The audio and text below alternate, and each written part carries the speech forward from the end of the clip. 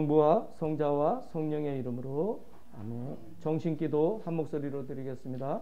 기도합시다.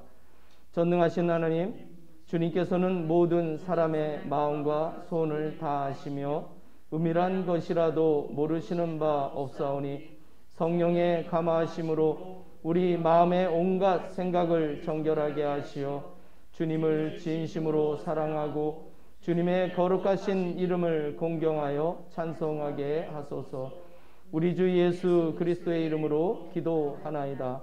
아멘. 그리스도께서 우리의 과을절 어린 양으로서 희생되셨으므로 이제 우리는 악한 마음과 행실을 버리고 순결하고 진실한 마음으로 우리 죄를 고백합시다.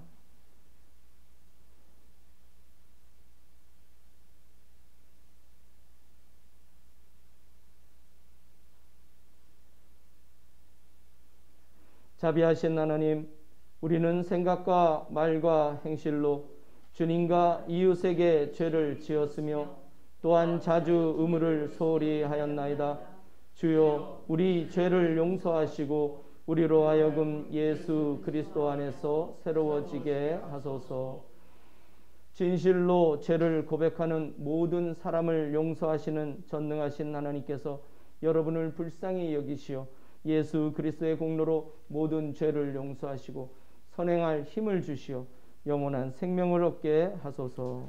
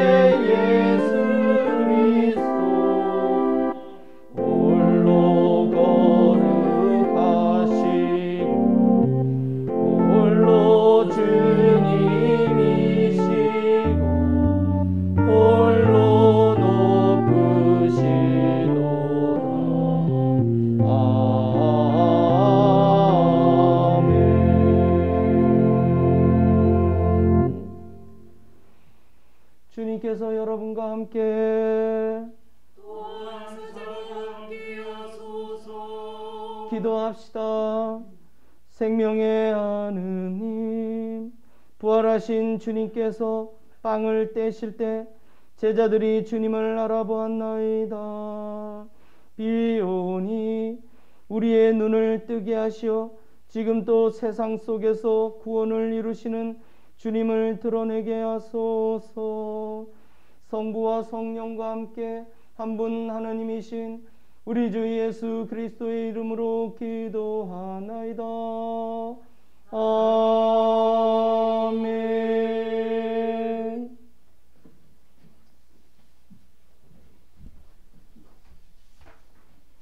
일독서는 사도행전의 말씀입니다.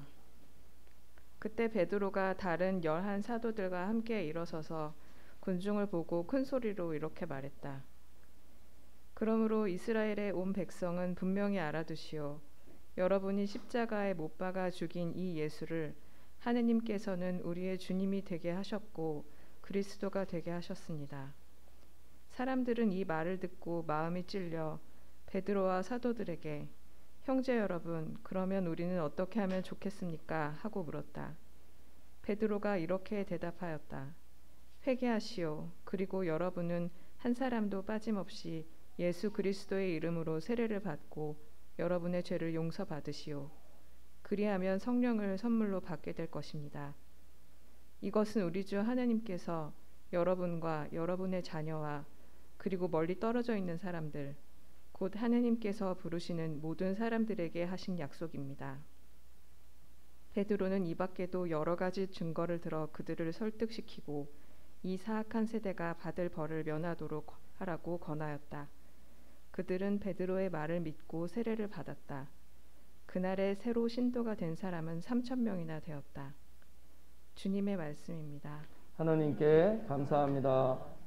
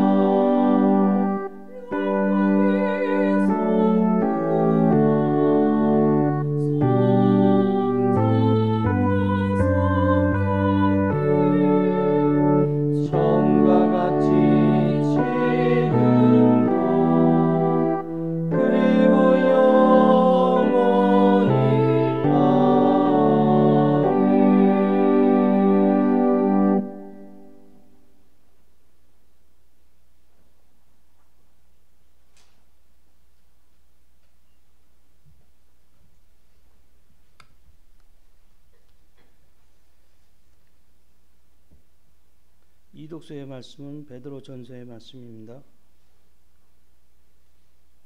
그리고 여러분은 각자의 업적에 따라서 공정하게 판단하시는 분을 아버지로 모시고 있으니 나그네 생활을 하고 있는 동안은 늘 두려운 마음으로 지내십시오. 여러분 조상들에게서 물려받은 헛된 생활에서 해방되었습니다. 그러나 아시다시피 그것은 은이나 금은 따위에 없어질 물건으로 값을 치르고 된 일이 아니라 흠도 티도 없는 어린 양의 피 같은 그리스도의 귀한 피로 얻은 것입니다. 하나님께서는 천지를 창조하시기 전에 그리스도를 구세주로 미리 정하셨고 이 마지막 때 여러분을 위해서 그분을 세상에 나타나게 하셨습니다. 여러분은 바로 이 그리스도로 말미암아 그분을 죽은 자들 가운데서 살리시고 그분에게 영광을 주신 하느님을 믿고 하느님께 희망을 두게 되었습니다. 여러분은 진리에 복종함으로써 마음이 깨끗해져서 꾸밈없이 형제를 사랑할 수 있게 되었으니 중심으로 열렬히 서로 사랑하십시오. 여러분은 새로 난 사람들입니다. 그것도 썩어 없어질 씨앗에서 난 것이 아니라 썩지 않을 씨앗 곧 영원히 살아계시는 하느님의 말씀을 통해서 났습니다. 주님의 말씀입니다. 하나님께 감사합니다.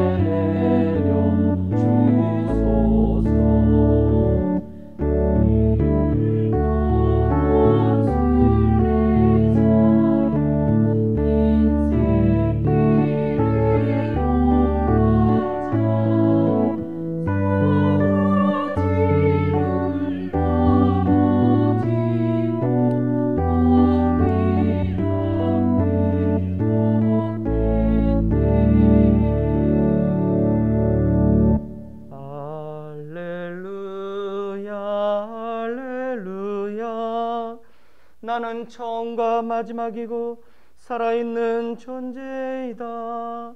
나는 죽었으나 이렇게 살아있고 영원 무궁토록 살 것이다. 할렐루야 할렐루야. 주님께서 여러분과 함께 성루가가 전한 거룩한 복음입니다. 주님께 영광을 드립니다. 바로 그날 거기 모였던 사람들 중 두 사람이 예루살렘에서 한 30리쯤 떨어진 곳에 있는 엠마오라는 동네로 걸어가면서 이 즈음에 일어난 모든 사건에 대하여 말을 주고받고 있었다. 그들이 이야기를 나누며 토론하고 있을 때에 예수께서 그들에게 다가가서 나란히 걸어가셨다. 그러나 그들은 눈이 가려져서 그분이 누구신지 알아보지 못하였다. 예수께서 그들에게 길을 걸으면서 무슨 이야기들을 그렇게 하고 있느냐 하고 물으셨다. 그러자 그들은 침통한 표정인 채 걸음을 멈추었다. 그리고 글레오파라는 사람이 예루살렘에 머물러 있던 사람으로서 요새 며칠 동안에 거기에서 일어난 일을 모르다니 그런 사람이 당신 말고 어디 또 있겠습니까? 하고 말하였다. 예수께서 무슨 일이냐 하고 물으시자 그들은 이렇게 설명하였다. 나자렛 사람 예수에 관한 일이요, 그분은 하나님과 모든 백성들 앞에서 그 하신 일과 말씀에 큰 능력을 보이신 예언자였습니다. 그런데 대사제들과 우리 백성의 지도자들이 그분을 관원에게 넘겨 사형 선고를 받아 십자가형을 당하게 하였습니다. 우리는 그분이야말로 이스라엘을 구원해 주실 분이라고 희망을 걸고 있었습니다. 그러나 그분은 이미 처형을 당하셨고 더구나 그 일이 있은 지도 벌써 사흘째나 됩니다. 그런데 우리 가운데 몇몇 여인이 우리를 깜짝 놀라게 하였습니다. 그들이 새벽에 무덤을 찾아가 보았더니 그분의 시체가 없어졌더랍니다. 그뿐만 아니라 천사들이 나타나 그분은 살아 계시다고 일러주더라는 것이었습니다. 그래서 우리 동료 몇 사람이 무덤에 가보았으나 과연 그 여자의 말대로였고 그분은 보지 못했습니다. 그때 예수께서 너희는 어리석기도 하다. 예언자들이 말한 모든 것을 그렇게도 믿기가 어려우냐? 그리스도는 영광을 차지하기 전에 그런 고난을 겪어야 하는 것이 아니냐 하시며 모세의 율법서와 모든 예언서를 비롯하여 성서 전처에서 당신에 관한 기사를 들어 설명해 주셨다. 그들이 찾아가던 동네에 거의 다다랐을 때 예수께서 더 멀리 가시려는 듯이 보이자 그들은 이제 날도 저물어 저녁이 다 되었으니 여기서 우리와 함께 묵어 가십시오 하고 붙들었다. 그래서 예수께서 그들과 함께 묵으시려고 집으로 들어가셨다. 예수께서 함께 식탁에 앉아 빵을 들어 감사의 기도를 드리신 다음 그것을 떼어 나누어 주셨다. 그제서야 그들은 눈이 열려 예수를 알아보았는데 예수의 모습은 이미 사라져서 보이지 않았다.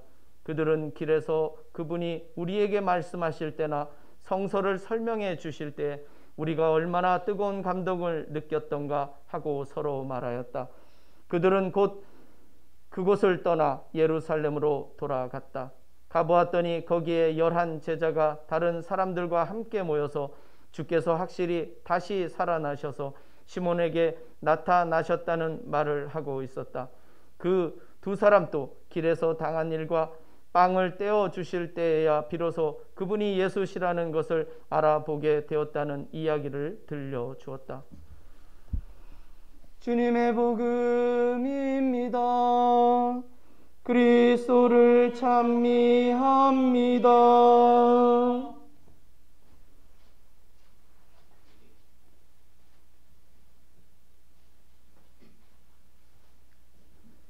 네, 모두 자리에 앉아 주시기 바랍니다. 저는 오늘 부활의 평범성이라는 제목으로 말씀을 나누고자 합니다. 그러나 그들은 눈이 가려져서 그분이 누구신지 알아보지 못하였다. 오늘 읽은 누가복음 24장 16절 말씀입니다. 엠마오로 가는 제자들은 예수님을 알아보지 못했습니다. 왜 그랬을까요? 오늘 공동번역 성서가 그들의 눈이 가려져서라고 번역한 말은 헬라어로 크라테오입니다. 이 말은 명령하다, 지배하다라는 뜻과 함께 우세하다, 정복하다, 잡다, 쥐다라는 뜻이 있습니다. 신약 성서에서 이 단어를 가장 많이 사용한 예는 붙들다, 잡다입니다. 이를 수동태나 중간태로 사용하면 붙잡는 주체가 말하는 자신이 아니라 타자가 됩니다. 이 말은 자신의 의지에 상관없이 무언가에 의해 붙들렸다는 뜻입니다. 그러므로 눈이 가려져서라는 의미는 다른 어떤 것에 의해 제대로 볼 수 없게 된 상태를 말합니다. 아마도 이를 우리는 다양하게 해석할 수 있겠지만 이를 우리는 간단하게 편견 또는 선입견에 붙들렸다고 할 수 있습니다. 왜 제자들이 편견에 붙들린 것일까요? 아니 어쩌면 편견이 아니라 그들이 생각했던 그들이 소망했던 메시아에 대한 이미지에 붙들렸다고 해야 더 정확할지 모르겠습니다. 오늘 본문에도 언급됐지만 제자들은 예수가 이스라엘을 구원해 주실 분이심을 믿었지만 그가 왜 십자가 처형을 당해야 했는지에 대해서는 이해할 수 없었습니다. 그래서 그들은 구원자를 잃고 절망에 빠져 있었던 것입니다. 산은 산이요 물은 물이로다. 중국 청원 유신 선사의 말을 성철 스님이 사용하셔서 유명해진 말이죠. 마치 해겔의 변증법처럼 청산 유신 선사는 처음에는 산은 산으로 물은 물로 깨달음에 이르렀다가 나중에 산이 아니고 물이 아닌 깨달음에 이르렀다고 합니다. 그리고 또 다른 깨달음을 얻은 후에 다시 처음처럼 산은 산이고 물은 물이라 깨달았다고 합니다. 언어 유희 같은 이 말이 주는 의미는 깊이 생각하면 정말 간단하지 않다는 것을 깨닫습니다. 심지어 매일 거울로 보는 우리 자신의 모습이 정말 나인가라는 질문을 하게 되면 이런 변증법의 순환 속으로 쉽게 빨려 들어가 버리기 때문입니다. 결국 산과 물은 우리 밖에 그대로 존재하는데 이에 대해 깨닫는 주체가 변화됐다고 말해야 할 것입니다. 같은 꽃도 보는 사람에 따라 다르고 같은 색도 사람마다 차이가 있는데 어느 누구도 눈에 보이는 것을 보편성을 가지고 말하기가 참 어렵다는 사실을 깨닫습니다. 역사적 사건도 해석에 따라 너무나 다양한 해석이 가능함을 볼 때 세계는 그것을 인식하는 주체에 의해 결정된다는 생각을 지울 수가 없습니다. 그래서 누구에게는 산은 산일 수 있지만 또 누구에게는 산은 산이 아닐 수도 있습니다. 어떻게 대상을 바라보고 어떤 관점으로 바라보느냐에 따라 세계는 우리에게 전혀 다르게 다가오는 법입니다.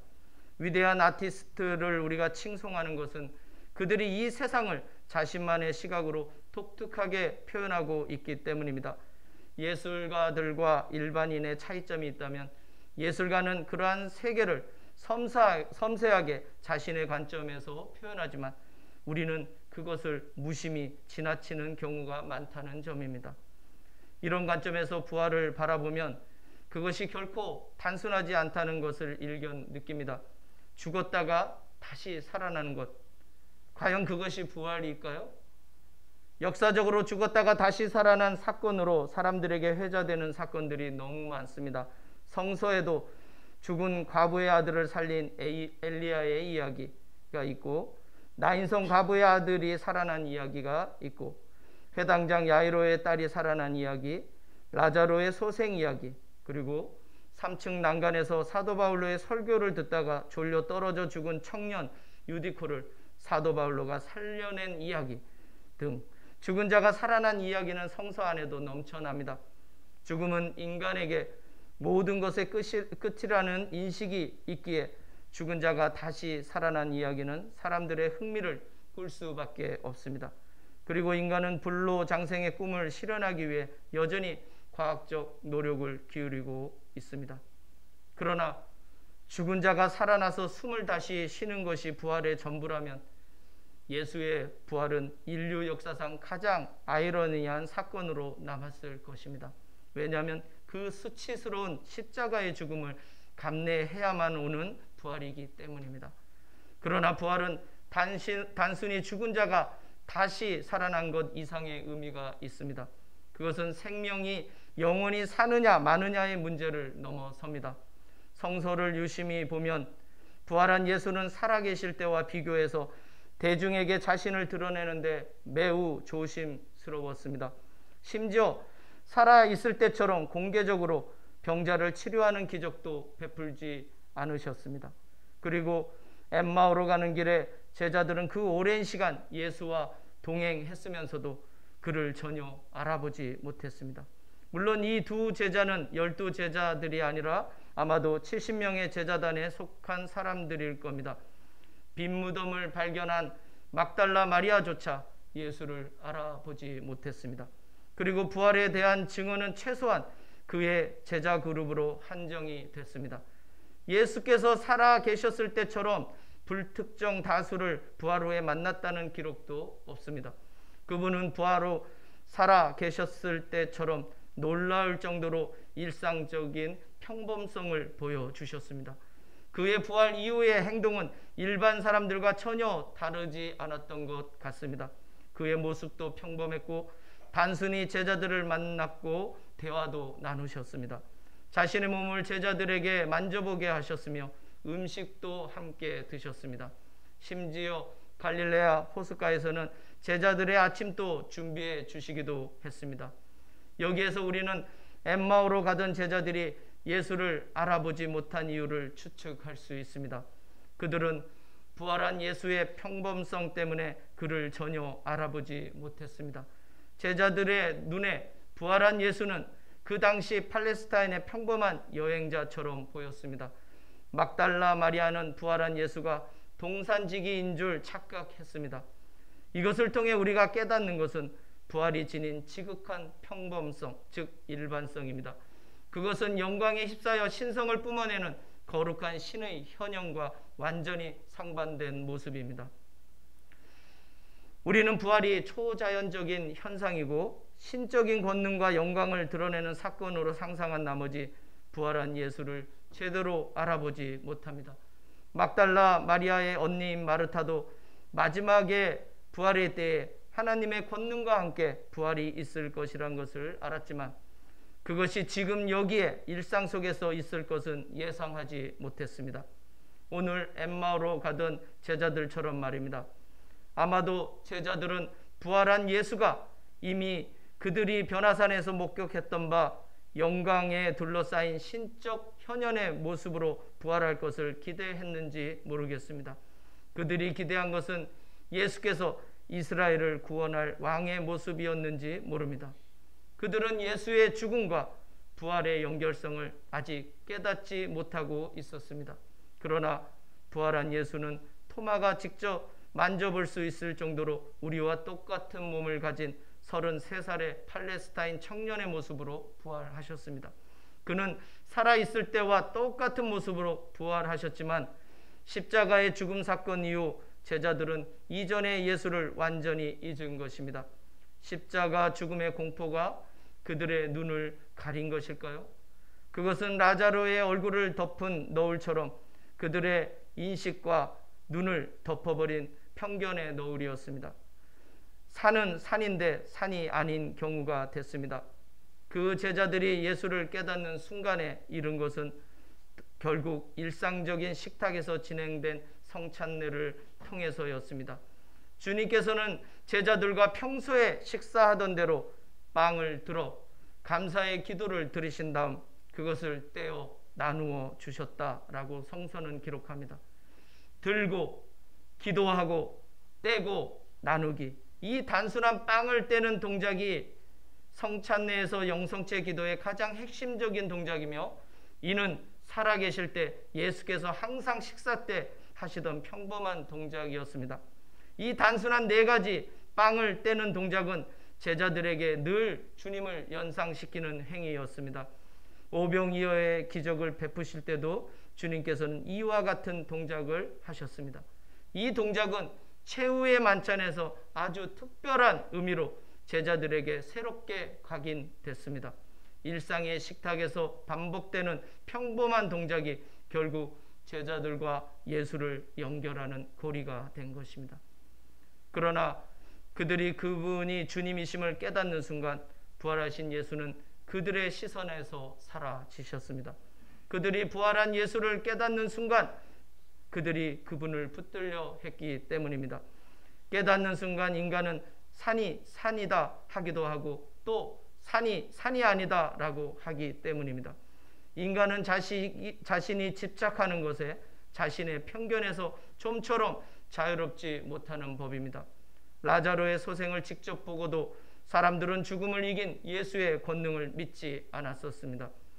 주님은 그들에게 부활의 특수성보다는 평범성과 일상성만 남기시고 그들이 집착하는 순간 호련히 사라지신 것입니다. 그들이 바라는 대로 주님을 붙들고 싶었던 것입니다. 깨달음이 되지 않고 집착이 되면 부활한 주님은 무의미로 우리에게 다가오는 법입니다. 산은 산일 수도 있고 산은 산이 아닐 수도 있습니다. 이 불가지론적인 진술 사이 어느 지점에 우리는 부활하신 예수를 만날 수 있습니다. 이것이 신앙의 신비입니다. 또 인간 인식과 경험의 한계입니다. 중요한 것은 그것이 우리가 생각하는 것보다 매우 평범성과 일반성을 지닌다는 점입니다. 톨스토이의 단편 소설에서 구두 수송공 마틴이 만난 지극히 평범한 하나님처럼 말입니다. 부활은 특별한 특수성의 의미가 있는 것이 아니라 지극히 평범한 우리 일상 속에서 발견될 때 그 의미가 커지는 법입니다. 사람들은 항상 특별한 것을 원합니다. 특히 자식들을 교육하는 부모들을 보면 그러한 욕심이 가장 잘 투영되는 것을 목격합니다. 대부분의 부모들은 자신들의 평범성을 자식들에게 물려주는 것을 거부합니다. 그래서 자신의 자식이 특별하다는 기대에 집착합니다. 자기 자식은 영재이거나 남보다 더 뛰어나길 바랍니다. 그러다가 아이가 성장하게 되면서 점점 평범해지는 것에 조금씩 실망도 하고 나름 익숙해져 갑니다. 그래서 한국에서는 어린 아이들에게 과잉 교육을 시키고 있는 것입니다. 마음껏 뛰어놀아야 할 아이들에게 특수성을 덧입히고 싶은 마음에서 말입니다. 그러나 평범성이 지닌 위대한 가치는 깨닫지 못합니다. 평범성 속에 감추어진 삶의 비밀은 무시합니다. 우리 대부분의 인간들이 이러한 평범성 속에서 살아가고 있다는 사실을 애써 거부하고 싶어집니다. 혹 자수성가하면 자신이 대단하다는 자부심에 붙들립니다. 남보다 조금만 나아져도 우리는 자신을 특별하게 생각하고 싶어 합니다.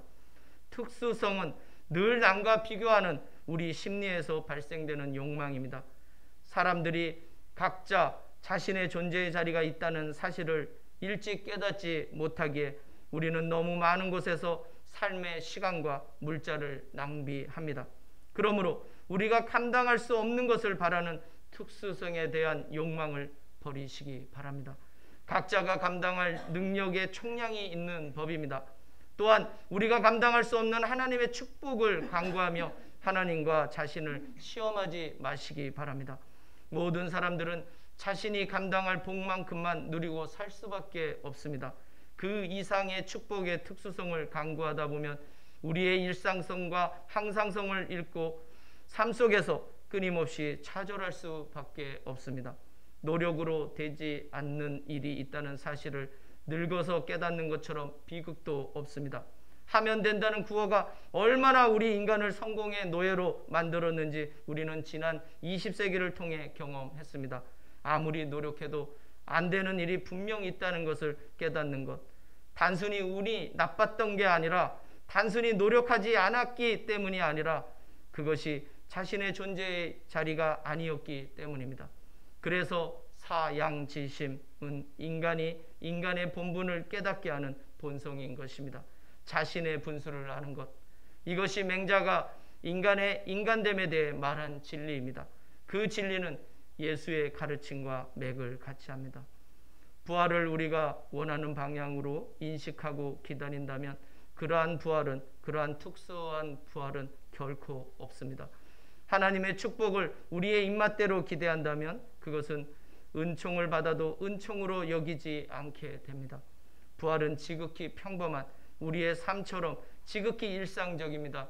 그것은 이웃과 더불어 먹고 마시고 웃고 살아가는 속에 있습니다. 그것은 고통받는 사람과 함께하고 아픈 사람을 위로하고 보듬어주는 일상 속에 있습니다. 그것은 남을 위해 희생하고 남을 섬기며 사랑하는 가운데 있습니다. 부활은 우리에게 특별함을 가르치지 않습니다. 그것은 부활하신 예수님의 발자취에서 발견할 수 있습니다. 부활은 끊임없는 지적 탐구에 의해 주어지는 것도 아닙니다. 엠마오로 가는 길에 제자들은 그 오랜 시간 동안 예수님의 강의를 들었지만 결국 깨달음에 이른 것은 식탁에서 평범성이었습니다. 지극히 단순한 일상 속에서 깨달음의 특수성을 잠깐 맛보는 것, 그것은 비록 찰나이지만 그것이 은총임을 압니다. 깨달음은 찰나이고 그 은총의 효력은 우리 영에 깊이 영원히 각인되는 법입니다. 너무나 평범해서 우리는 그것을 너무 쉽게 놓치며 살아갑니다. 그러므로 우리의 평범성을, 우리의 일상성을 기뻐하십시오. 아무리 못난 인생이라도 소중한 것은 우리가 살아있다는 사실입니다. 산 개가 죽은 사자보다 위대한 법입니다. 살아있는 한 우리는 영원한 현재를 누릴 수 있기 때문입니다.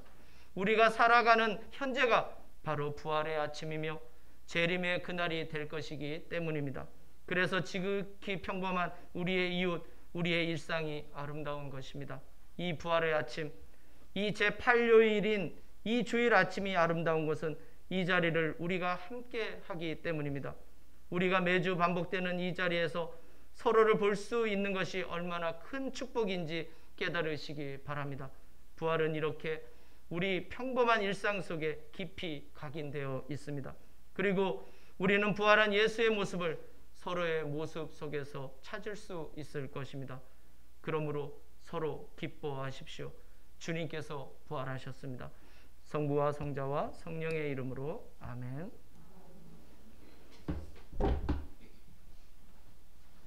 니케아 신경으로 우리의 신앙을 고백합시다. 우리는 믿나이다. 한 분이시며 전능하신 하나님 아버지, 하늘과 땅과 유용무용한 만물의 창조주를 믿나이다.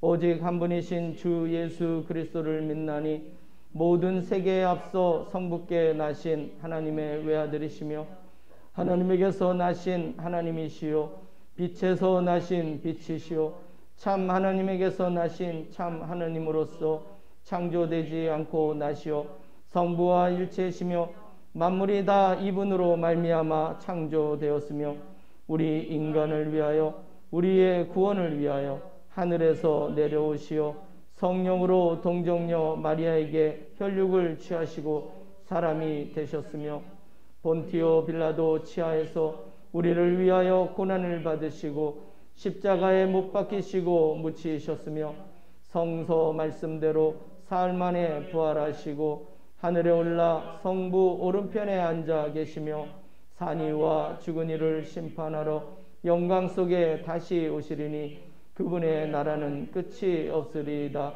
주님이시며 생명을 주시는 성령을 믿나니 성령은 성부와 성자로부터 나오시며 성부와 성자로 더불어 같은 경배와 영광을 받으시며 예언자들을 통하여 말씀하셨나이다. 하나이요 거룩하고 사도로부터 이어오는 공교회와 죄를 용서하는 하나의 세례를 믿으며 죽은 이들의 부활과 후세의 영생을 믿고 기다리나이다.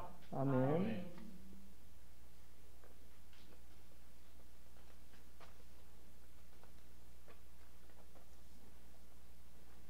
교회와 세상을 위하여 기도합시다.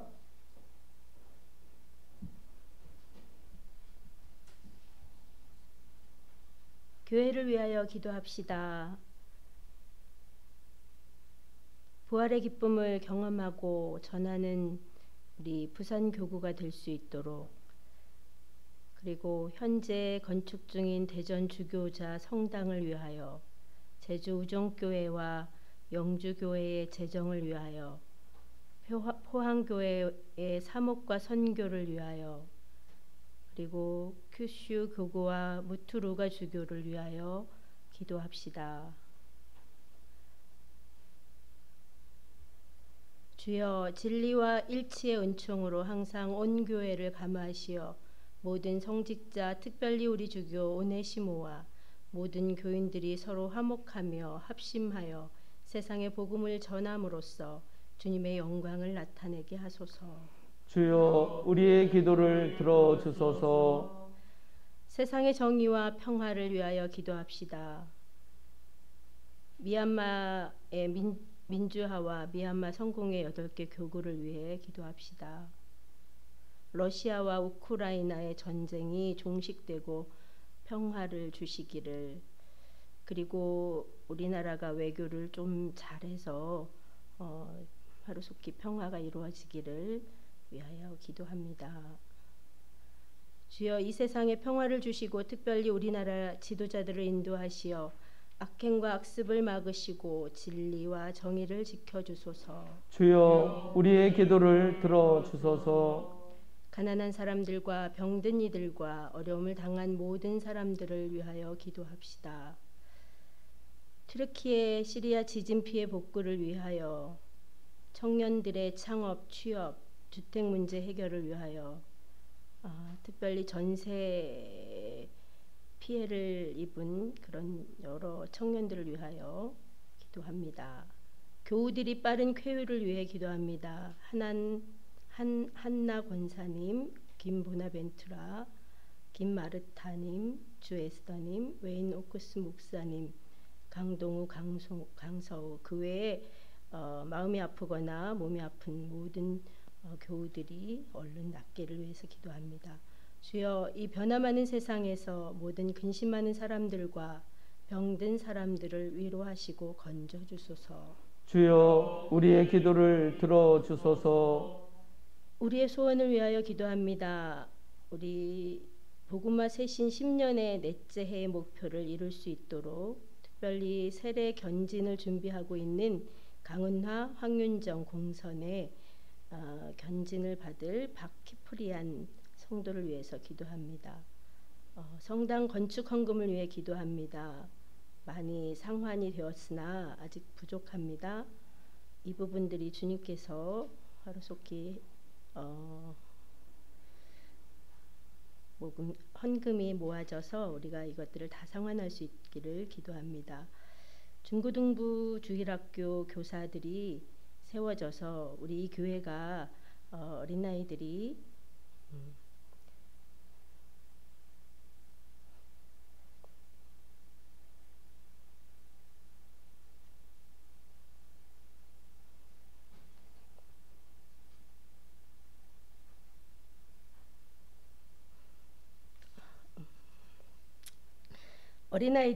우리 교회에서 신앙을 잘 받을 수 있도록 그렇게 기도합니다. 주여 우리의 소원을 살피시고 주님의 뜻대로 이루게 하소서. 주여 우리의 기도를 들어주소서. 별세한 이들을 위하여 기도합시다. 세월호 희생자들, 우크라이나 전쟁 희생자들, 그리고 12.9 용산 참사 희생자들, 그리고 산업재해 피해자들을 위해서 기도합니다. 주여 부활을 기다리는 모든 별세한 이들이 영원한 생명을 누리게 하소서. 주여 우리의 기도를 들어주소서. 전능하신 하느님, 우리들이 예수 그리스도의 이름으로 간절히 기도하나이다. 아멘. 모두 일어나셔서 평화 인사 나누겠습니다.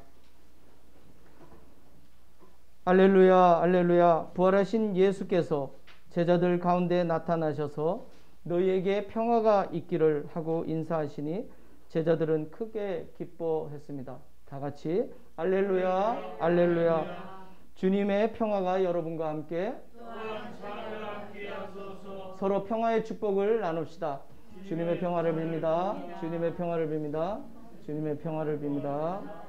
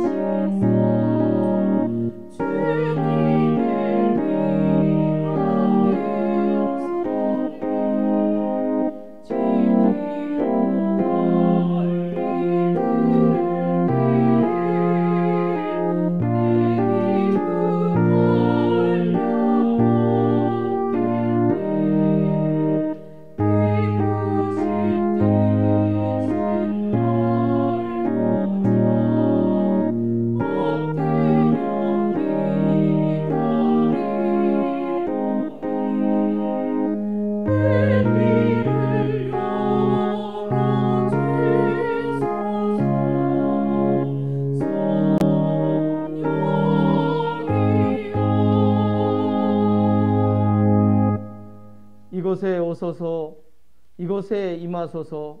주 예수 그리스도 부활하신 대사제여, 우리가 이 예물을 바치며 이 빵을 나눌 때 주님을 뵙게 하소서. 아멘. 주님께서 여러분과 함께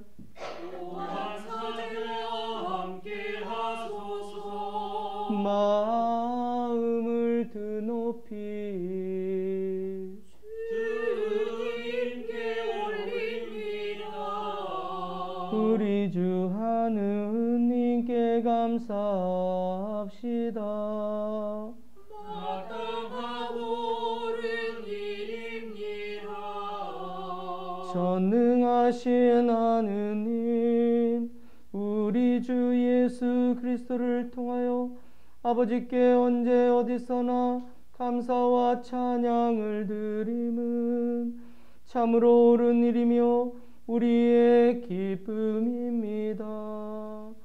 성부의 외아들 예수 그리스도께서는 가월절 참 어린 양으로서 세상의 죄를 없애시고 죽으심으로 죽음을 이기시고 부활하심으로 생명을 되찾아 주셨나이다. 그러므로 우리는 하늘의 모든 천사와 성도들과 함께 주님의 거룩하고 영광스러운 이름을 소리 높여 찬양하나이다.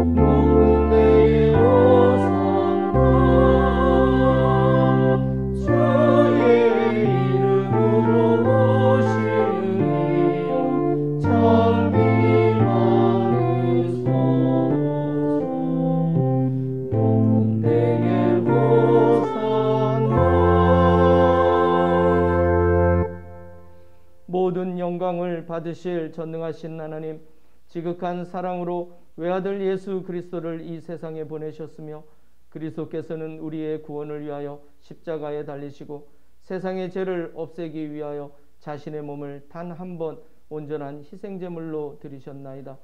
또한 그 고귀한 죽음을 기념하도록 성찬의 제사를 세우시고 다시 오실 때까지 이를 행하라 하셨나이다. 자비하신 하나님, 이제 우리의 기도를 들으시고 이 빵과 포도주를 성령으로 거룩하게 하시어 우리를 위하여 주 예수께서 말씀하신 구원의 신비가 이루어지게 하소서. 그리스도께서는 순환하시기 전날 밤에 빵을 들어 감사의 기도를 드리신 다음 빵을 떼시고 제자들에게 나누어 주시며 말씀하셨나이다. 받아 먹어라. 이것은 너희를 위하여 주는 내 몸이니 나를 기억하여 이 예를 행하라.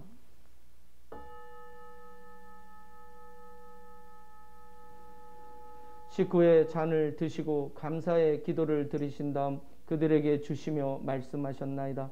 받아 마셔라. 이것은 죄를 용서해 주려고 너희들과 많은 사람을 위하여 내가 흘리는 새로운 계약의 피니 마실 때마다 나를 기억하여 이 예를 행하라.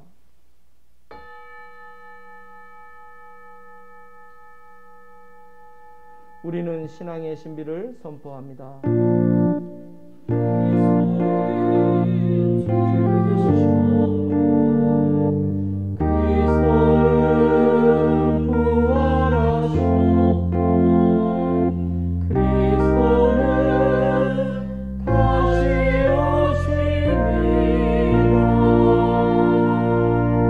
그러므로 우리는 예수 그리스도의 순환과 죽으심, 부활과 승천하심을 기억하며 그리스도께서 다시 오실 때까지 이 빵과 포도주를 감사와 찬양의 제물로 드리나이다. 간절히 구하오니 정성을 다해 드리는 우리의 감사제를 받으시고 온 세상의 교회가 예수 그리스도의 순환과 죽으심으로 이루신 구원의 은총을 얻게 하소서. 또한 이 생명의 빵과 구원의 잔을 받는 모든 이에게 성령을 내리시어 하늘의 축복을 나누게 하시고 자신의 몸과 영혼을 하느님께 드려 합당한 산제물이 되며 예수 그리스도와 한 몸이 되게 하소서. 전능하신 하느님은 그리스도를 통하여 그리스도와 함께 그리스도 안에서 성령과 하나 되어 온갖 영예와 영광을 영원토록 받으시나이다. 아멘. 아멘. 아멘.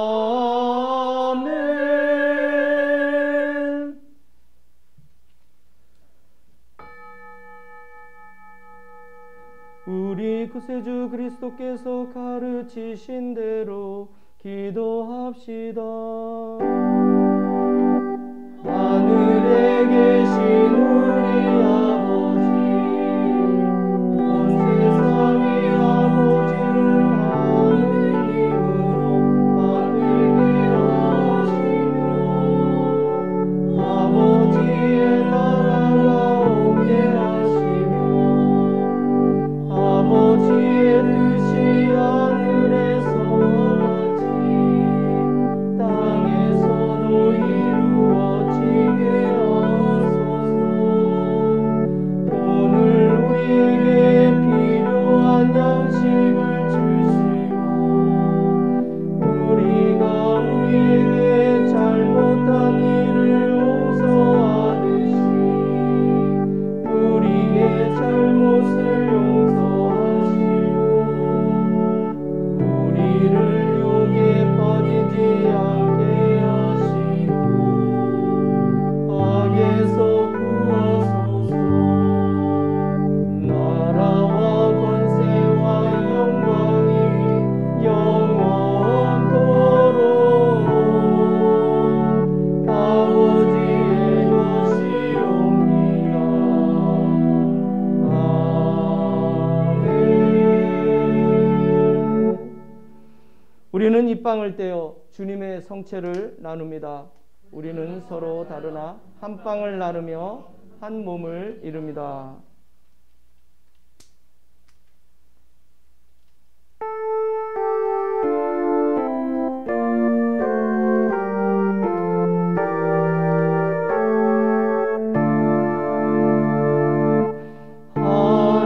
하느님의 어린 양 세상의 죄를 없애시는 주여 우리를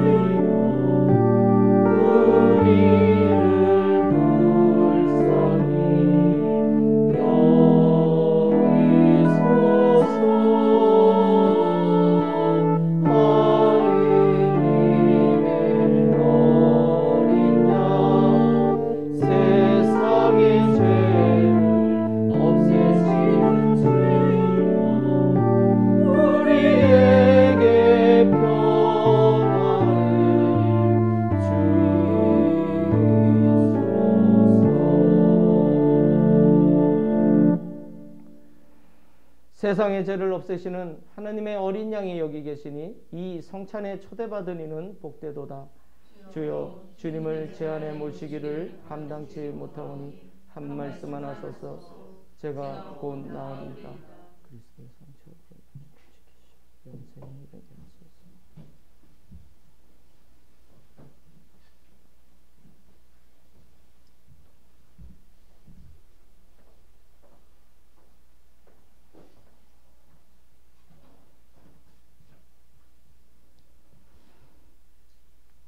그리스도의 성체, 그리스도의 성체, 성부와 성자와 성령이다.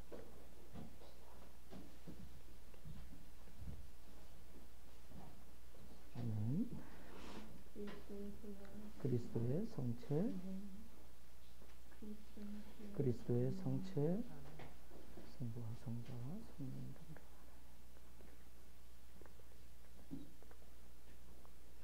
아멘. 그리스도의 성체, 그리스도의 성체,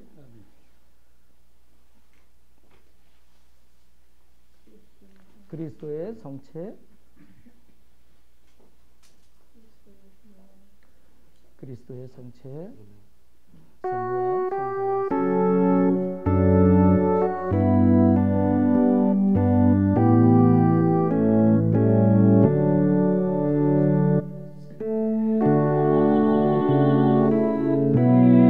성부와 성자와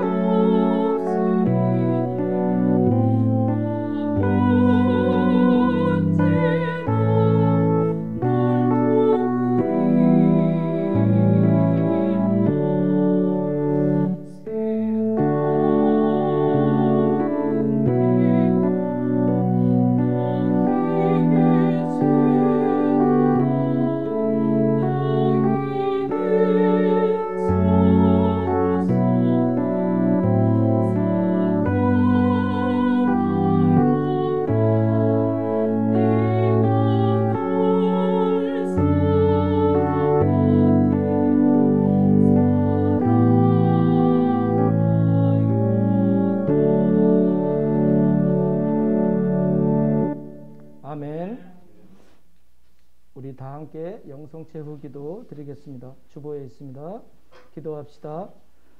자비로우신 하나님, 우리가 부활의 신비를 나타내는 이 성사를 받았나이다. 비오니 우리를 사랑의 성령으로 채우시고 그 사랑 속에 한마음이 되게 하시어 부활의 기쁨을 항상 누리게 하소서.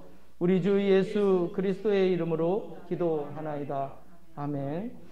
주님께서 여러분과 함께 구주 예수 그리스도를 부활하게 하시고 우리의 목자로 삼으신 평화의 하나님께서 여러분을 도우사 주님의 뜻에 맞는 모든 착한 일을 하게 하시며 전능하신 하나님 성부와 성자와 성령은 여러분에게 강복하소서. 아멘. 나가서 주님의 부활을 전합시다. 그리스도의 이름으로. 아멘.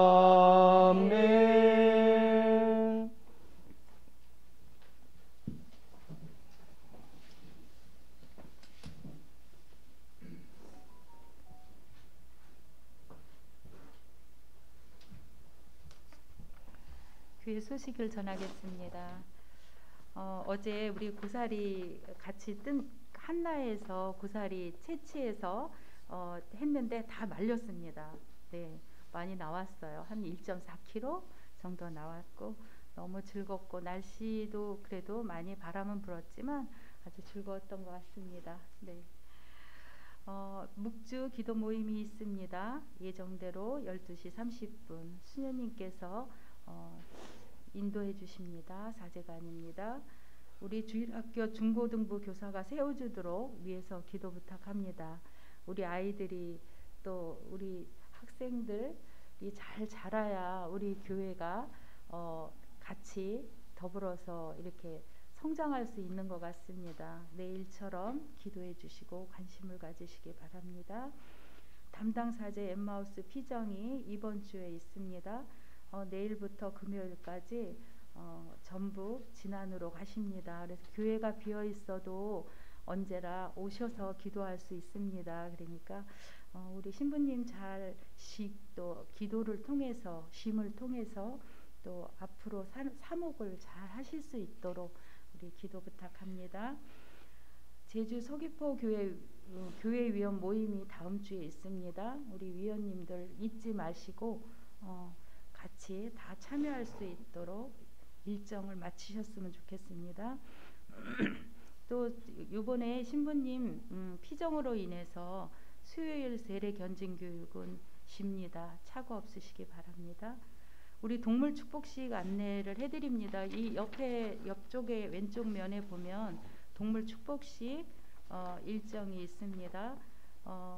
우리 다 보시고 또 동물을 같이 집에서 이렇게 반려견이나 반려동물을 있는 분들은 또 안내를 해주셔서 같이 참여하고 축복을 받았으면 좋겠습니다. 그리고 프로그램이 방효용 휴거님께서 기타도 치시고 또 친교와 티타임이 있습니다. 그러니까 우리 같이들 옆에 주변에 있는 분들하고 같이 안내를 하셔서 같이 참여하시도록 독려하시기 바랍니다. 우리 예배 및 이제 그 모임 안내는 참고하시기 바랍니다. 우리 파송성가는 553장입니다.